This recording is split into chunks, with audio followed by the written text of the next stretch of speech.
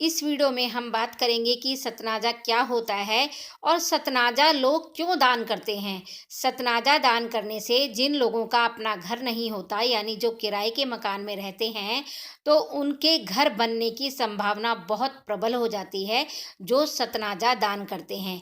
सतनाजा का दान करने का नियम भी होता है, किस तरह से दान किया जाता है। वैसे तो देखिए, शास्त्रों में बताया गया है कि जो भी हम कमाई करते हैं, यानी हमारे पूरे परिवार की जो भी कमाई होती है, उसमें कम से कम 2% अलग निकाल के रख देना चाहिए दान के लिए, और 10% तक का विधान इसमें बताया गया है शास्त्रों में। तो चलिए बताती हूँ ये अनाज कौन कौन से हैं। 7 अनाज आपको लेने हैं। तो 7 अनाज कौन से हैं, और एक अनाज है वो बहुत ही ज़रूरी है।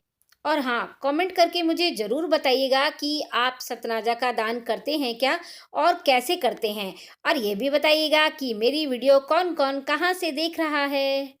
सबसे पहले हम लेंगे गेहूं, उसके बाद लिया है हमने ज्वार, और मात्रा भी बताऊंगी कितनी कितनी लेनी है। और ये है मक्का, और ये है काले चने, और ये है जौ,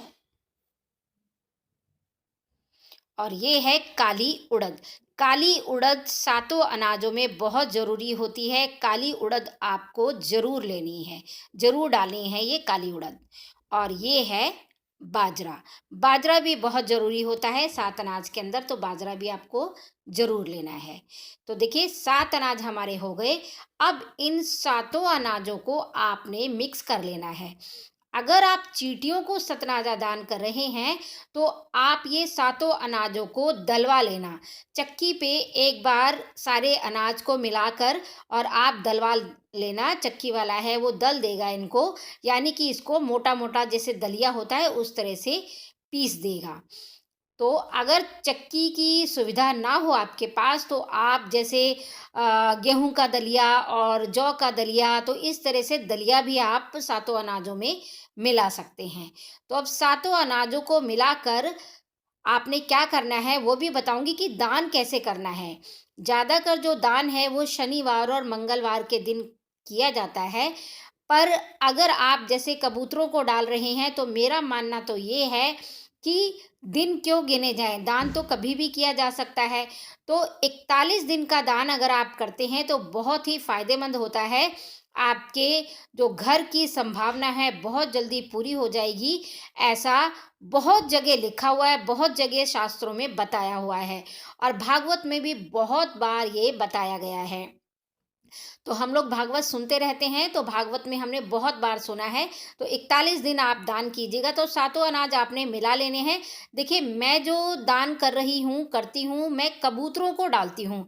तो कबूतरों के लिए मुझे जो दलिया है वो नहीं बनवाना पड़ता, क्योंकि कबूतर मोटा अनाज खा लेते हैं।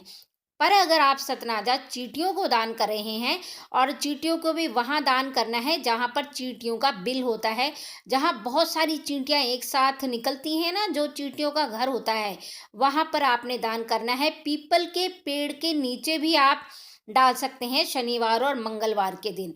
बहुत ही ज़्यादा फायदा होगा। आप देखना कि कितनी जल्दी आपको बेनिफिट मिलेगा। बहुत से लोगों के तो ऐसे कमेंट आते हैं कि हमें तो जी 20-21 दिन में ही फ़र्क महसूस होने लगा था।